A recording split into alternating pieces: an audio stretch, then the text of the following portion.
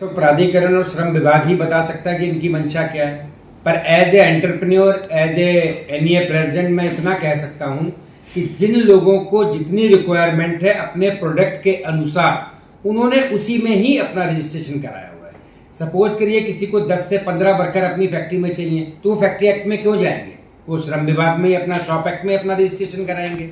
और दूसरा, प्राधिकरण को तो ये देखना चाहिए कि उनकी इंडस्ट्री चल रही है कि नहीं चल रही है, लोगों को रोजगार मिल रहा है कि नहीं मिल रहा, सरकार को उससे रेवेन्यू जीएसटी के रूप में प्राप्त हो रहा है कि नहीं हो रहा। बस इससे आगे आगे जाएंगे तो उनको भी दिक्कत होगी, हमको भी परेशानी आएगी। दूसरा ये कि प्राधिकरण में तमाम लोगों ने फैक्ट्री लगाने के लिए इंडस्ट्री प्लॉट लिए थे, लेकिन उसमें क्या है, कॉमर्शियल एक्टिविटी चल रही है। तो इससे क्या है, जो रोजगार है, बेरोजगार रोजगार प्रॉपर नहीं मिल पा रहा है। तो इसमें आप क्या कहेंगे? देखिए, मेरे संज्ञान में तो ऐसी कोई चीज नहीं है सिवाय सेक्टर 9 को छोड़ के कि जहां पर जब इंडस्ट्री अलॉटमेंट करी गई 50 मीटर की 1976 में, तो 1976 में तो 50 मीटर के अंदर इंडस्ट्री चल सकती थी। पर आज अगर हम बात करें 2025 में तो 50 मीटर में इंडस्ट्री नहीं चल सकती। प्राधिकरण ने सबसे बड़ी चूक ये करी कि यहां पर इंडस्ट्रियल रॉ मटेरियल मार्केट नहीं बनाई, तो हमने अपने अकॉर्डिंगली सेक्टर 9 को अपनी इंडस्ट्रियल रॉ मटेरियल मार्केट में कन्वर्ट करा दिया, ताकि अगर हमारे मशीन का एक पुर्जा की भी हमें आवश्यकता हो तो दिल्ली कश्मीरी गेट या गाजियाबाद लाल कुआं हमें ना जाना पड़े। अपने अकॉर्डिंगली हमने सेट कर लिया, उससे भी सरकार को रेवेन्यू मिल रहा है, लोग वहां पे भी काम कर रहे हैं, लोगों को वहां पे भी रोजगार मिल रहा है। तो हमारी समझ में नहीं आ रहा कि परेशानी कहां पे है। दूसरी बात, जो ये कॉमर्शियल कह रहे हैं, कॉमर्शियल की फैसिलिटी तो ये खुद ही दे रहे हैं।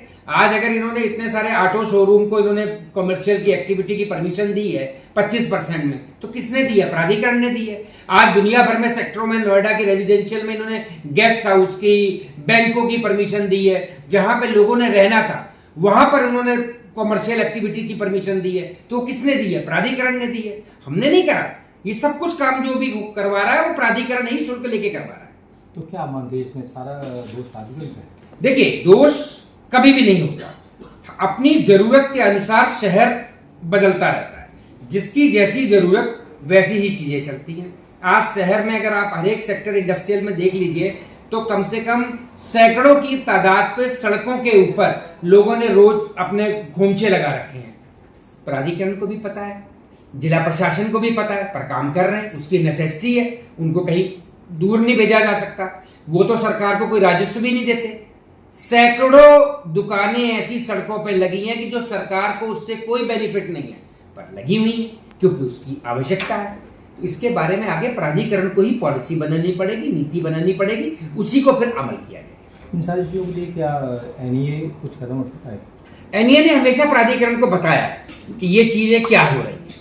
समय समय के ऊपर एनईए प्राधिकरण को का दरवाजा खटखटाती रहती है, उसको बताती रहती है। आज अगर हम सेक्टर 9 की बात करें तो बड़ा आसान है उसको सर्विस इंडस्ट्री में कन्वर्ट करना, करा जा सकता है। जिस प्रकार से अगर इन्होंने रेजिडेंस के अंदर इंडस्ट्री में कार शोरूमों को परमिशन दे दी, रेजिडेंस के अंदर बैंक की परमिशन दे दी, तो इस प्रकार से जो छोटे छोटे लोग हैं काम कर रहे हैं उनको भी परमिशन दे सकते हैं।